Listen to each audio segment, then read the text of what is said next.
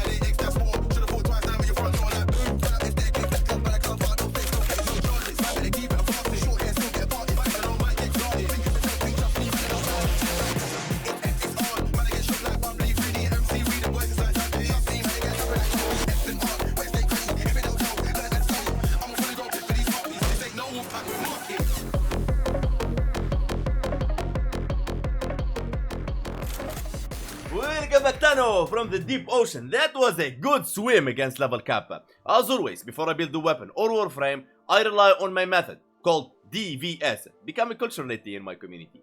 D stands for how I'll be dealing damage, what elements I'll be using, what's the faction I'll be fighting, if I'm building a warframe, what the warframe has to offer in the table, and if I'm building a weapon, what's the trait.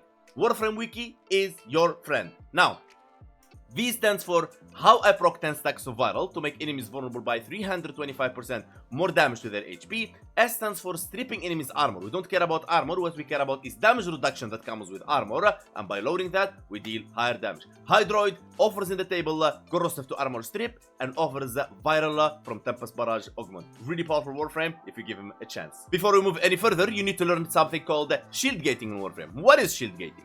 Now in Warframe, when you receive a fatal blow, you don't die, you lose your shield first, you enter gate phase, you become invulnerable. For a certain duration, depends on how much shield you have. It's capped at 2.5 seconds invulnerability with 1150 shields. Simple as that. Now if you're using Hildrin in the other hand, you can go for up to 3.5 seconds because it's his passive. Now, how does shield gating work actually?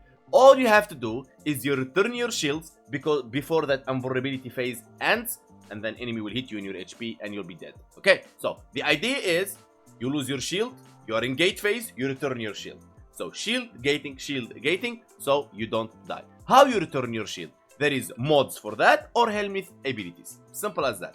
Then don't forget to hit a like, helps a lot the channel on the algorithm, man. Now, as always, we take beginners friendly approach, explaining a Hydroid kit for Thanos trying to learn about Hydroid or looking for a tip and trick here and there. His passive really amazing because enemies damaged by Hydroid are more vulnerable to corrosive status, can be from his abilities or weapons, same thing.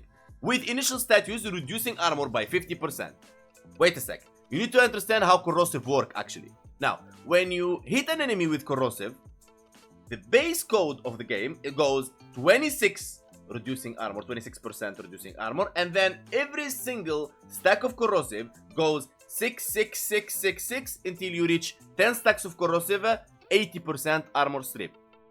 But this guy starts with 50% instead of 26, in the meaning of with 10 stacks of corrosive, you can armor strip enemies with Hydroid. Really amazing. And so he doesn't need Terrified to armor strip, or Pillage to armor strip, or Tharos Strike, or Uniro, or 2 Emerald Archon shards, none of that. His passive handles all. Starting with Hydroid first ability, the famous Tempest Barrage. If you watch my videos, you know how much I use this one. And I believe it's one of the greatest abilities in Warframe, and it's available on the helminth as well. What it does, it rains corrosive stacks. Simple.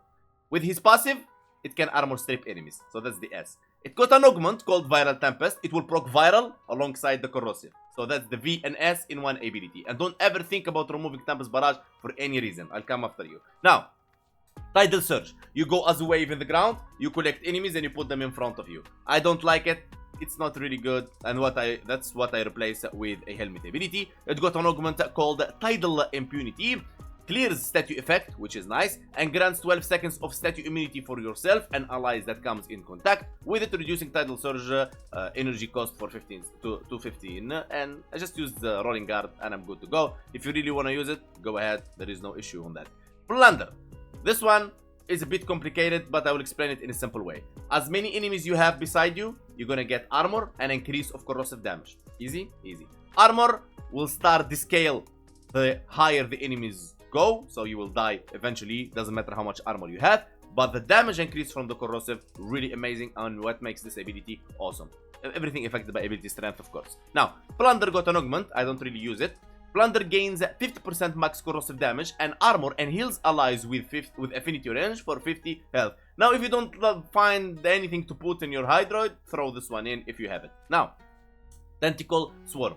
You bring in tentacles from the depth of the oceans and you start, you know, getting crazy with it. I know you guys like to play with tentacles on enemies. Anyway, and you see all those enemies. It got an augment, which is really nice for starting players. Proliferating Swarm. Augment. Enemies held by tentacle have a 100% chance at additional drop. Really good and awesome. But if you go in the end game and you, for example, go camping, high level survival and stuff like that, it's really good, but you need to lower your range. You don't want the enemies that's affected by speed va to be held long far with your swarm. So keep that in mind. But still really good ability. Now, what's the ability you replace for helminth? Tidal Surge. And I will give you like really quick the best helminth abilities that I think will fit him, and you replace with the second ability. Starting with for example, Breeze Surge, really nice. Condemn and Pillage, they are both awesome when it comes to returning your shield, and I think Condemn is better. Eclipse or Roar to increase your damage. Ensnare is nice, but not really good for him. Evade or Quiver to go invisible with this guy. Gloom, really awesome on Hydroid, slows down enemies. What else? Nourish, you don't need it at all, you got Tempest Barrage. That's pretty much yeah. Silence from Banshee, really good. Resonator is really awesome, and that's pretty much it, I believe, on this guy. Wrathful Advance, of course, if you're building him for melee weapons from Kullervo, and that's the helmet abilities I would think of to use on this guy. And now for the build, starting with the Archon shards. I'll be running 2 Amber Casting Speed. Of course, you can use only 1 Tau Forge, and you pretty much will be okay, but I prefer 50%.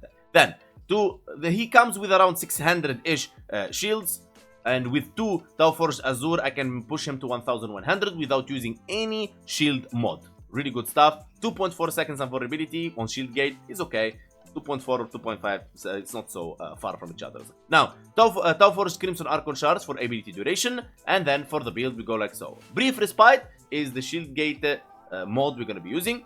When you cast an ability, it consumes energy, right? That energy you consume, 150% of it will be converted to shield, so every time enemies take down your shield, you use any abilities, Brief Respite will do the magic, gives you back your shield, along with Augur Reach for 40% energy spent on abilities converted to shields. Simple as that. Prime Sure-Footed. Now you need to understand something. It helps you 100% chance to resist knockdown. The downside of Prime Sure-Footed that you need 400 login days. And why we use Prime Sure-Footed? Because he have no way to resist knockdowns unless you're using secondary fortifier in your secondary weapon with Overguard, or you got a Dante in your team or some source of Overguard, so you don't get knocked down, so you don't need anything for knockdown. But at level, let's say 1000 plus, enemies, if they knock you down, okay, they can actually kill you very fast. Enemies get super powerful. Now, if you don't have Prime Sure-Footed, then this is what you're waiting for. Alright. Now, I have it. There is no reason I don't use it. Doesn't make sense. But if you don't have Prime Sure-Footed, one option you can do, you put normal Sure-Footed, 60% chance to resist knockdown, and then you got Fortitude right here for 40% chance to resist knockdown, 40 and 60, 100%. Good to go. Now, special thanks to Ali for telling me this method actually. One amazing member of my community. That's one option. The other option, we put back Sure-Footed here and Reach here. We take down Sure-Footed and we use Handspring. Okay, right here. 160% faster knockdown recovery. So when enemies takes you down, you really fast recover from that. And then up to you, whatever you want. You can go for Constitution for ability duration and faster knockdown recovery. And then you got Power Drift for chance to resist knockdown and 15% ability strength. Whatever you want. My favorite, Sure-footed or normal sure-footed with Fortitude or Handspring. These are the options I would go for. The rest is yours. Primed Continuity for duration, obviously. Rolling Guard to cleanse yourself from any stats and become invulnerable for 3 seconds. Primed Flow for the energy. And then Transfortitude for strength and minus ability duration. Ogre Reach for ability range. And then Viral Tempest, the augmented, proc viral. Stretch for range. Amber Intensify for strength. And then you got Energize for energy and precision.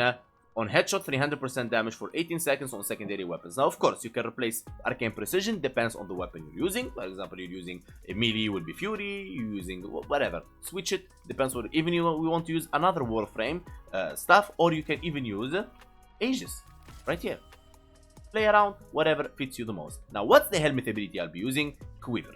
Now, why Quiver? Quiver is better than Evade because it doesn't require headshots and it doesn't have a cooldown.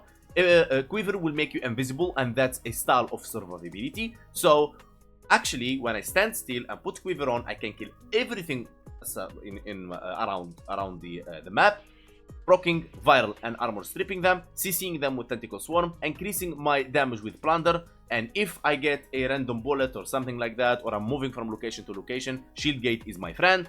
Or I can cast Quiver in my Sentient and I can move around and I'm still invisible. Of course, Quiver is, let's say, for maybe high end game where enemies hits millions of damage, but from level 1 to level 500 you can use even no helmet ability and you'll be fine and you'll be good to go. Quiver is not a must, but you can use whatever you want. As I said earlier, Condemn, you can use Gloom, you can use whatever you desire. The build is capable of handling most of Warframe helmet abilities. Duration 143%, efficiency 100%. I don't believe in negative efficiency. Only sometimes when I feel really I want to push there. And 175% range and 199% strength. Any helmet ability works with this build.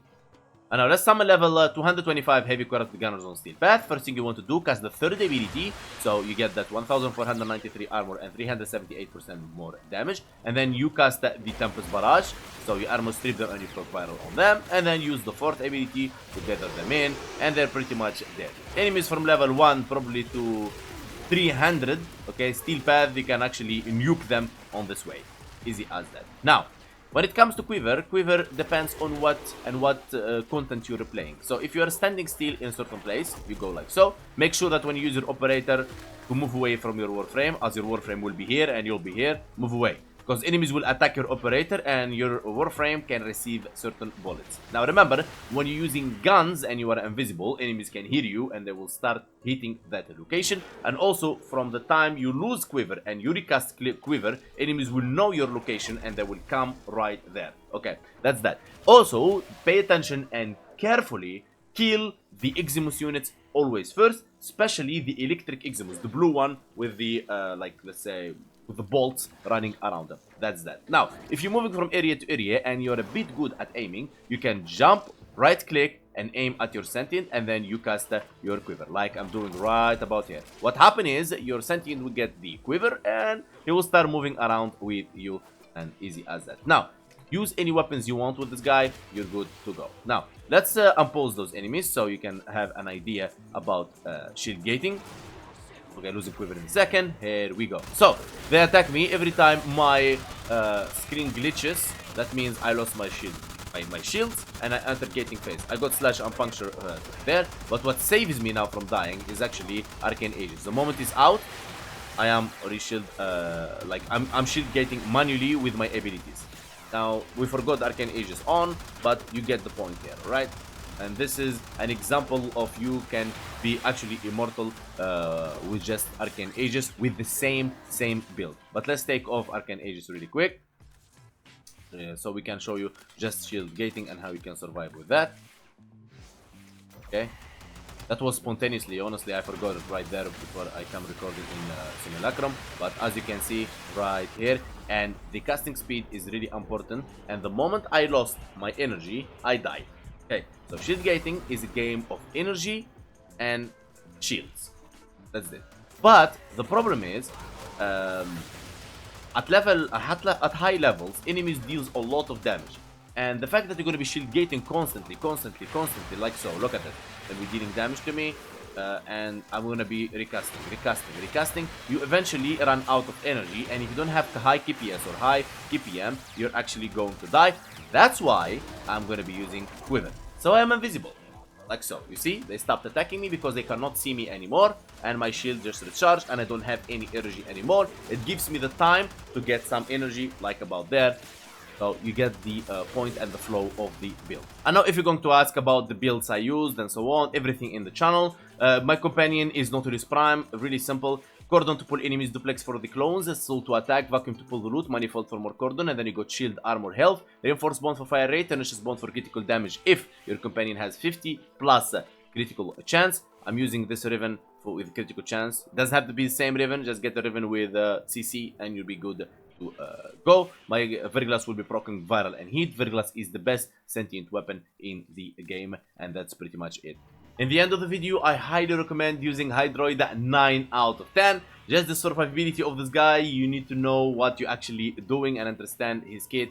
And his kit is really powerful. Comes a bit down at the survivability. Now, I want to say special thanks to everyone supporting the channel in any way by hitting like, subbing, commenting, sharing my content, or joining my Discord link on the description.